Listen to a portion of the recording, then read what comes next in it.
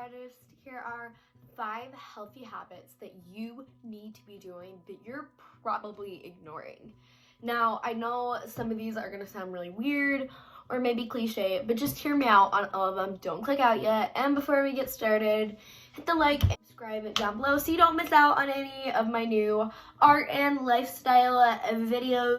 Anyway, so I'm just going to get started right away with number 1. I know, but you need to read. I understand it if you're thinking to yourself, I'm younger, I'm older, I'm in the middle, I don't read a lot, I don't read certain categories, I'm a slower reader. I don't care if you read a book a year, but you need to pick up some books and you need to read. And the reason why you need to do this is because artists need to continually be expanding their minds. Now, for a while, I continually drew flowers because I loved drawing flowers, which is great. But it got to the point where all I wanted to draw was flowers because I felt comfortable doing that. And then I started reading more as a habit that I needed to do for school. But with reading more, I started finding out about new cultures, and then I started wanting to look up what that culture does for their art type, and then I found out that they have all these beautiful styles of intricate artwork that I wanted to try, and I found myself doing all these different types of artwork, and I found myself getting into landscapes, and I found myself wanting to draw a person, and it went on and on and on. And it was great, honestly. It was so fun and rewarding to do that. And I really want to encourage you guys to read something. It doesn't have to be art related. My second healthy art habit / tip is to move and this is kind of related to the first one, but move and explore.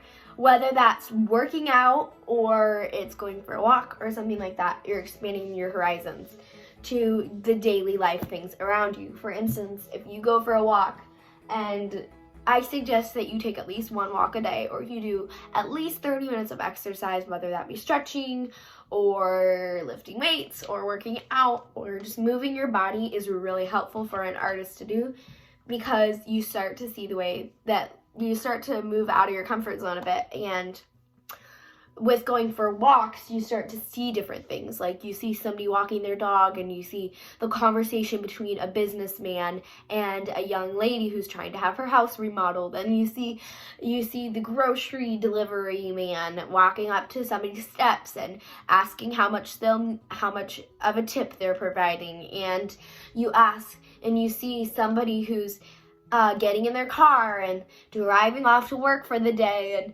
calling out to their kids and making sure they've eaten breakfast and things like that. And you start to really grow your mindset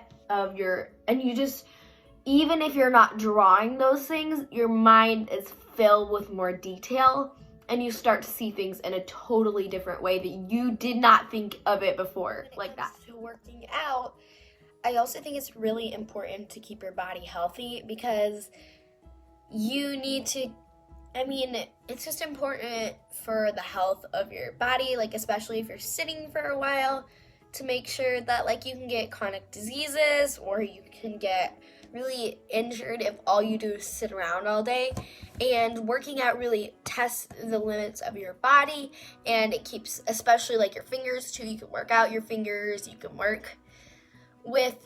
can also work your mind, you can work out physically, and you can work out mentally. You can find resources on YouTube or something, or you can watch Brain Games on Disney Plus is a great one too. I think it's on Disney Plus.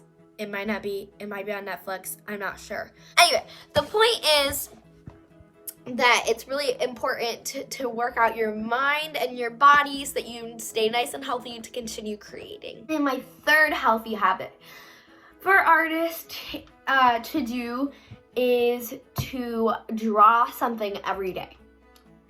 Writers write every day. This is also for a writer. If you're a writer, write every day. It doesn't have to be good. Same with drawing. It doesn't have to be good. You can make it as ugly and as terrible as you want, but draw one thing every day, and draw one thing that's different every day. It doesn't have to be a sheet full of hours worth of coloring and painting, which you're welcome to do, but that's not what I'm talking about here today. I'm talking about doing one small thing with your Crayola crayons, with that pen that you found on the floor at the supermarket, with whatever, wherever you have it. Get in the mindset of drawing one thing or painting one thing a day, because you continue to grow in your skill and you don't get stuck in that mindset where I'm going to draw the same thing that I'm good at. And finally, and when it comes to that, I would suggest getting a specific sketchbook for that and looking back, and you could do this for a whole year and do one drawing a day and label the day and the month. Like, start a page called January, and every day of January draw something new. And you could even start in February and then do January's and just do a ton of drawings. You can do whatever you want, but just draw one thing a day. It will totally enhance your skills. So you've gone for walks, you've read intelligent books, and you have drawn one thing every single day. Wow, your skills are growing a lot. Trying to teach somebody else how to draw something.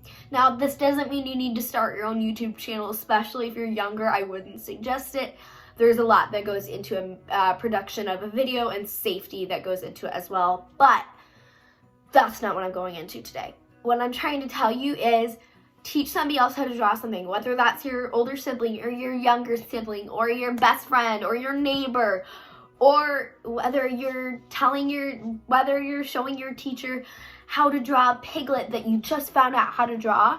It's actually going to change the way you draw, because you have to go into more detail to teach somebody else who knows nothing about it. And that's another tip I have for you, is try to act like the person knows nothing about it. Now, don't make it so they feel dumb, but try to really explain it in detail. Instead of saying, draw an angled line, show them in depth what to do every step, as well as explaining it, because somehow it does something to your mind and it makes you a better artist. Telling somebody how to do something really helps you actually learn it, and it gets stuck in your brain. And so whether you're trying to memorize how to draw that piglet, or you just want to get even better, try explaining the brush strokes or the technique that you used. It is so helpful, trust me. And so far, also, I'm very proud of myself because I've done this in one take. So, my very last tip for you is to not be discouraged. Do not get discouraged. It's okay if your artwork isn't as good as somebody else's. It's okay if your artwork is better than others. It's okay to be on both sides of the spectrum. It's totally okay. Now, when I started art from a really young age. I'd say maybe 3 or 4 years old. I can look back and see so many fun pictures of myself drawing at that age, because I really found an interest in it from a young age, and I always dreamed of having a YouTube channel, which is a fun story for a different time. But I can't tell you that my drawings were good. And I can't tell you that I didn't cry a lot of the time, and I can't tell you that I still don't cry a lot of the time, because my artwork isn't quite as good as my neighbor's artwork, or I just wish that I would get better at this quicker. But artwork takes time. Don't be angry at yourself if you're not doing just quite as well as you wanted to do. Have patience with yourself during the process. You have until the day that you die to expand your artwork. And there are so many different types of artwork, which we'll be going through different types of artwork in a different videos coming up soon, so be on the lookout for that. But there are so many different types of artwork. It's okay if you're not good at drawing. Try painting. Like, for me, I've always been better at painting in shadings than I have been shading with pencil. So find what you're good at and really just hone into it and try your best, and don't be discouraged. I hope this video helped you. Again, make sure to like and subscribe down below, and I'll see you in the next one. Bye!